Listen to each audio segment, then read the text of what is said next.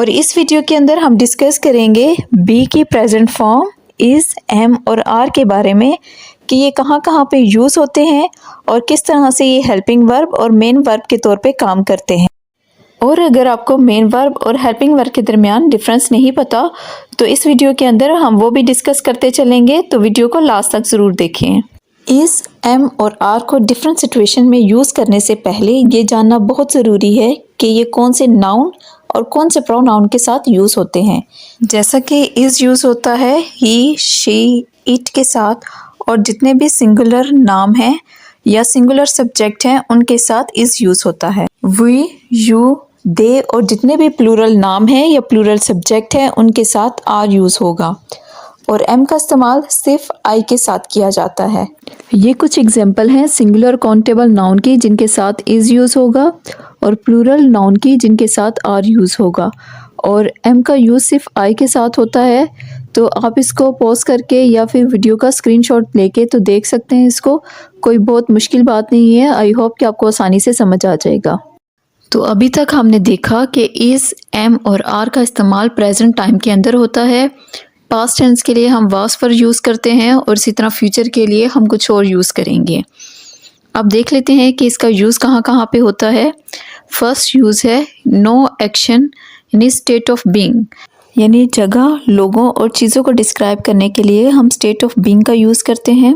Structure को देखें तो इसमें सब्जेक्ट आता है ही, शी, इट और सिंगुलर नाउन के साथ हम इस का यूज़ करेंगे और अपने लिए यानी आई के लिए हम एम का यूज़ करेंगे।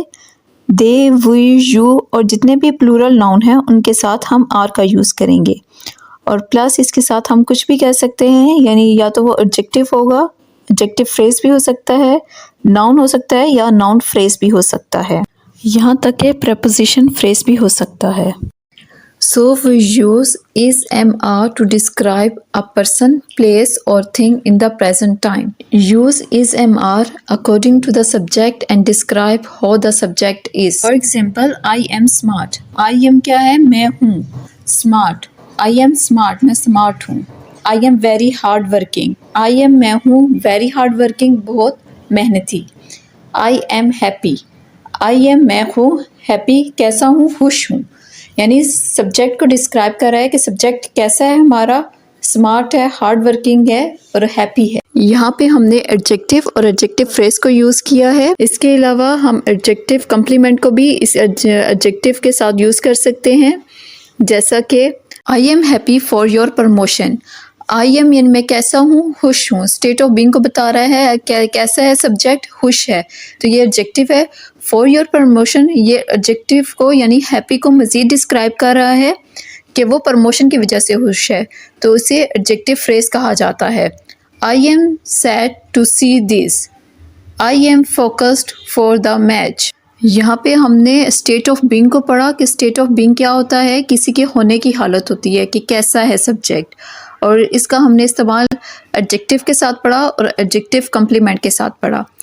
अगर आपको सेंटेंस, फ्रेज और क्लॉज के दरमियान डिफरेंस नहीं पता तो आप मेरे सेंटेंस वाली वीडियो को जाके देख सकते हैं, वहाँ पे ये मैंने टॉपिक काफ़ी अच्छे से कवर किया हुआ है डिटेल के साथ, तो इसका लिंक मैं डिस्क्रिप्शन बॉक्स में दे दूँगी। इस वीडियो के अंदर इसको बताने से ये वीडियो बहुत लंबा हो जाएगा, तो बेहतर यही रहेगा कि आप उसे सेपरेट सी वीडियो को देख लें। इस, एम और आर का इस्तेमाल समटाइम हम एडजेक्टिव के साथ करते हैं जो हमें देखने में तो वर्ब की थर्ड फॉर्म लगती है, लेकिन वो होता एडजेक्टिव है। जैसे कि शी इज़ कन्फ्यूज्ड। अब कन्फ्यूज्ड क्या है? ये एडजेक्टिव है। आई एम कन्फ्यूज्ड, हम ये नहीं कह सकते आई एम कन्फ्यूज। हम कन्फ्यूज क्या है? वर्ब है, जबकि कन्फ्यूज्ड ये एडजेक्टिव है। जैसे बोला जाता है she is disturbed. Disturbed ED वाला ये एडजेक्टिव बनता है। कभी भी ये नहीं कहते शी इज़ डिस्टर्ब। डिस्टर्ब ये वर्ब है, तो ये जो उनसे गलत होगा तो हमें कहना पड़ेगा she is disturb. Most commonly जो लफ्ज़ बोला जाता है आई एम एजुकेटेड। कभी भी आई एम एजुकेट नहीं बोला जाता, आई एम एजुकेटेड बोला जाता है, जो कि एडजेक्टिव है। He is surprised. सरप्राइज्ड क्या है? एडजेक्टिव है। सो इज़, एम और आर के साथ हम एडजेक्टिव का यूज़ कर सकते हैं जो देखने में तो हमें वर्ब की थर्ड फॉर्म लगती है लेकिन होता एडजेक्टिव है। तो ये ईडी वाला भी हो सकता है और आईएनजी वाला एडजेक्टिव भी हम यूज़ कर सकते हैं। जैसे हम कहते हैं, जैसे ये आमतौर पे बोला जाता है, this is very interesting book. ये इंटरेस्टिंग क्या है? एडजेक्टिव है। और अगर यूँ कहा जाए I am interested to read it, तो इंटरेस्टेड क्या है? ये भी एडजेक्टिव है। आईएनजी वाला इंटरेस्टिंग और इंटरेस्टेड दोनों ही एडजेक्टिव है। इंटरेस्टेड यानी ईडी वाली एडजेक्टिव डिस्क्राइब करती है उस पर्सन को जो फीलिंग रखता है कुछ सीखने की या इंटरेस्ट लेने की, जो फीलिंग्स रखता है उसके लिए इंटरेस्टेड वाली एडजेक्टिव यूज़ की जाएगी, यानी ईडी वाली एडजेक्टिव यूज़ करेंगे। और इंटरेस्टिंग यानी आईएनजी वाली एडजेक्टिव यूज़ करेंगे उस चीज़ के लिए जो कि इंटरेस्ट पैदा करती है, वो फीलिंग्स पैदा करती हैं, इंटरेस्ट लेने की जो फीलिंग पैदा करती है। तो आईएनजी वाली जो सी है वो चीज़ों के लिए यूज़ की जाएगी और ईडी वाली एडजेक्टिव उस पर्सन को डिस्क्राइब करने के लिए यूज़ की जाएगी। स्टेट ऑफ बीइंग में इज़, एम और आर को हम यूँ भी इस्तेमाल कर सकते हैं, टू गिव नेम और रीनेम ऑफ अ पर्सन और a thing in the present time. Here we use a noun or noun phrase after is, am, are and give a name to the subject. Structure इसका रहेगा subject, is, am, are और noun. जैसा कि I M uh teacher, आई एक pronoun है, आ teacher एक noun phrase है जो कि आई को रीनेम कर रहा है, क्योंकि टीचर एक नाम है तो आई को इसने दोबारा से मॉडिफाई किया, डिस्क्राइब किया है। स्टेट ऑफ बीइंग के अंदर क्योंकि वर्ब तो यूज़ नहीं होता, यानी एक स्टेट को बताता है कि मैं क्या हूँ, एक टीचर हूँ, एक उस्ताद हूँ। You are my best friend, you इसी तरह प्रोनाउन है, माई बेस्ट फ्रेंड एक नॉन फ्रेज है जो कि यू को मॉडिफाई कर रहा है, यू को रीनेम कर रहा है। ज्योति इज़ एन आर्टिस्ट, ज्योति एक नाउन है और आर्टिस्ट भी एक नाउन है, यानी नाउन को मॉडिफाई करने के लिए, रीनेम करने के लिए नाउन का यूज़ किया गया है।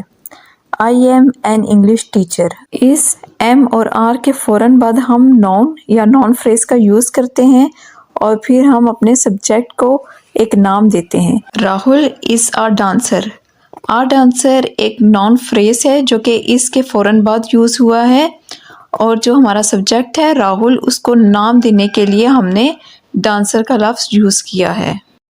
हमने देखा कि हम इस एम आर के साथ नाउन यूज़ कर सकते हैं या नाउन फ्रेज यूज़ कर सकते हैं, नाउन क्लॉज यूज़ कर सकते हैं, एडजेक्टिव यूज़ कर सकते हैं, वी थ्री वाला एडजेक्टिव भी हो सकता है और वो आईएनजी वाला एडजेक्टिव भी हो सकता है या फिर प्रीपोजिशन फ्रेज भी हो सकता है। मार का देखेंगे बीन के साथ, और ये इस सूरत में इस्तेमाल होता है when someone behaviour is not normal for them और that someone is not behaving properly. जैसा कि you are being so rude today, अब वो रूड नहीं है, उसकी नेचर ऐसी नहीं है, लेकिन वो आज के दिन रूड बिहेव कर रहा है। क्या पता कोई ऐसी सर्कमस्टांसेस हों या ऐसे हालात और वाक़यात से वो गुज़र रहा है जिसकी वजह से वो आज के दिन रूड बिहेव कर रहा है, यानी अपनी नेचर और अपने नॉर्मली बिहेवियर से हट के वो बिहेव कर रहा है। तो ऐसी सूरत में हम इज़ एम आर के साथ बीइंग का यूज़ करेंगे। सेकंड एग्जांपल है, we are being very demanding because you fail the last test. यहाँ पे आर बीइंग का लफ्ज़ बताता है कि आम तौर पे हम उससे डिमांड नहीं करते, एक्सपेक्टेशन नहीं रखते, लेकिन क्योंकि तुम लास्ट टेस्ट में फ़ेल हो चुके हो इस वजह से हम तुमसे बहुत ज़्यादा एक्सपेक्टेशन रखते हैं, डिमांड रखते हैं कि तुम यानी अच्छी परफॉर्मेंस दोगे। तो यहाँ पे भी एक आम नेचर से या आम बिहेवियर से हट के कोई बात की गई है। इस एम और आर के साथ बीइंग के इस यूज़ को समझने के लिए हमें स्टेटिव और डायनेमिक वर्ब को समझना बहुत ज़रूरी है। So let's take this sentence to understand the difference between dynamic and stative verb. Anna is very helpful. We have a sentence in present simple which means we are describing Anna. She is always helpful. That is her nature. This is what we call a stative form of verb to be. यहाँ पे एना की एक nature बताई गई है कि वो helpful है और वो हमेशा से ही हेल्पफुल है, यानी ये उसकी नेचर है। तो यहाँ पे हम इसको स्टेटिव फॉर्म ऑफ वर्ब कहेंगे, जिस तरह से हमने इज़ एम आर के फर्स्ट यूज़ में देखा था। तो ये स्टेटिव फॉर्म ऑफ वर्ब है। Now have a look at the same sentence but in the present continuous. Anna is being very helpful. All of a sudden, Anna is not a helpful person all the time. Just this time. Today she is helping but she normally doesn't. This is the dynamic form of the verb.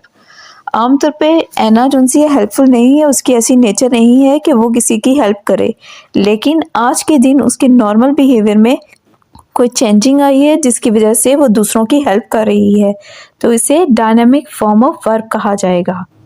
Stative और dynamic को कुछ हम यूँ भी समझ सकते हैं कि स्टेटिव फॉर्म ऑफ वर्ब होता है जो किसी के होने को बताता है, यानी कोई काला है, गोरा है, कोई मोटा है या पतला है, या उसकी नेचर कैसी है। जैसा कि पीटर टॉक्स टू मच। अब यहाँ पे पीटर की आदत बताई हुई है कि वो क्या है, टॉकटेटिव है, यानी बहुत ज़्यादा बातूनी है। उसकी नेचर के बारे में बताया है, यानी पीटर को डिस्क्राइब किया गया है। जबकि dynamic verb Peter is talking too much continuous में है, जो कि ये बताता है कि पीटर आज के दिन बहुत ज़्यादा बातें कर रहा है। नॉर्मली आमतौर पर उसकी ऐसी आदत नहीं है, लेकिन आज के दिन he is being too talkative today, यानी आज के दिन वो सिर्फ बहुत ज़्यादा बातें कर रहा है, यानी एक कंप्लेंट बताई गई है, एक शिकायत की गई है। आई होप कि आप स्टेटिव और डायनामिक फॉर्म ऑफ वर्ब को बहुत अच्छे से समझ चुके होंगे। यानी स्टेटिव फॉर्म ऑफ वर्ब किसी के बारे में बताता है, उसकी डिस्क्रिप्शन बताता है कि वो कैसा है, उसकी नेचर के बारे में बताता है।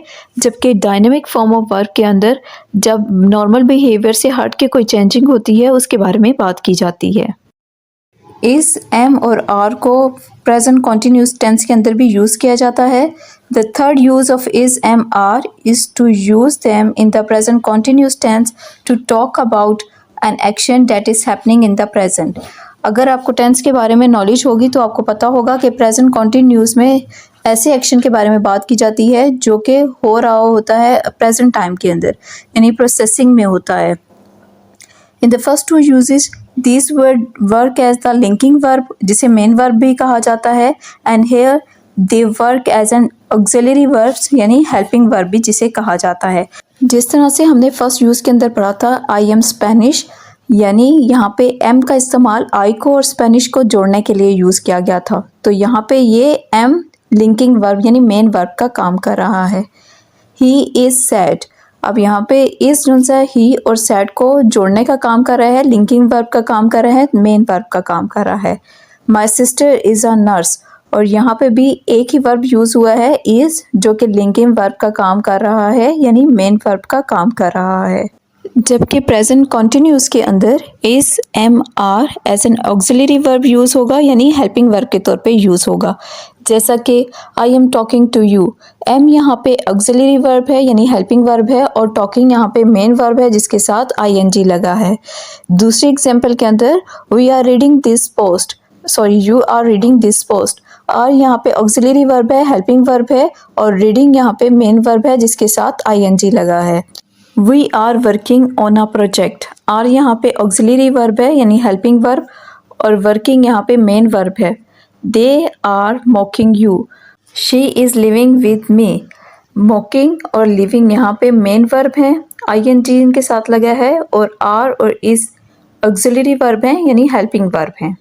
आपने नोट किया होगा इन सेंटेंसेस के अंदर दो वर्ब्स यूज़ हुए हैं, एक जिनसे है वो हेल्पिंग वर्ब है जो कि हेल्प कर रहा है मेन वर्ब की। एक और यूज़ हम इस एम आर का देख लेते हैं। इसका इस्तेमाल उन चीज़ों के लिए हम कर सकते हैं जो फ्यूचर में होने वाली हैं, यानी फ्यूचर की बात को बताने के लिए, लेकिन इसकी प्लानिंग अभी से हमने कर लिया है, यानी प्रेजेंट टाइम के अंदर हमने उसकी प्लानिंग की हुई है और वो चीज़ फ्यूचर के अंदर होगी। We are going on a vacation soon, हम छुट्टियों पे जा रहे हैं। अब यहाँ पे वेकेशन की हमने प्लानिंग कर ली है, लेकिन हम वेकेशन पे जल्द ही जाएंगे, फ्यूचर के अंदर जाएंगे। दे आर कमिंग टुमारो, अब वो कल आ रहे हैं। अभी मतलब उन्होंने इरादा कर लिया है कि वो कल आएंगे, यानी फ्यूचर के अंदर वो आएंगे, लेकिन इरादा उन्होंने प्रेजेंट टाइम के अंदर कर लिया है। Sana is taking the online classes next week, अब सना ने अपना एडमिशन करा लिया है या इरादा कर लिया है कि वो ऑनलाइन क्लासेस लेगी, लेकिन वो ऑनलाइन क्लासेस कब लेगी, नेक्स्ट वीक में, यानी फ्यूचर के अंदर वो लेगी, लेकिन इरादा सना ने कब किया, प्रेजेंट टाइम के अंदर। तो ऐसी चीज़ों के लिए जब हम इरादा प्रेजेंट टाइम के अंदर करते हैं और वो चीज़ फ्यूचर के अंदर होती है, तो हम इसके लिए इस एम आर का यूज़ कर सकते हैं। We can also use is MR to talk about what is done in the present, यानी is MR को हम इस्तेमाल कर सकते हैं प्रेजेंट इंडेफिनेट के पैसिव वॉइस के अंदर। तो इसका स्ट्रक्चर रहेगा subject is am are verb की थर्ड फॉर्म, और अगर डूअर की ज़रूरत हो तो डूअर लगता है, और सम टाइम नहीं भी ज़रूरत होती तो इसके साथ डूअर नहीं लगाया जाता। अब एग्जांपल देख लेते हैं। He is paid on time by the company. अगर बाय द कंपनी ना भी लगाएं तब इस सेंटेंस की सेंस कंप्लीट होती है कि ही इज़ पेड, उसे पे किया जाता है, ऑन टाइम, टाइम के ऊपर उसे पे किया जाता है। तो ये प्रेजेंट इंडेफिनिट टेंस का पैसिव वॉइस है। नंबर 2 एग्जांपल है, I am appreciated for my work. I am appreciated for my work, ये प्रेजेंट इंडेफिनिट टेंस का पैसिव वॉइस है। The students are train really well, ये प्रेजेंट इंडेफिनिट का passive voice है। The students are, students को train किया जाता है बहुत अच्छे से। They are not loved, they यानी सब्जेक्ट, इज एम आर में आर का यूज़ हुआ है और थर्ड फॉर्म यूज़ हुई है। She is ignored bye her friend, ignore third form है और she is ignored bye her friend. My videos are watched by millions of people. John is considered the best MMA fighter. तो ये passive voice थे जिनके साथ हमने is am are का use किया है और थर्ड फॉर्म का यूज़ किया है।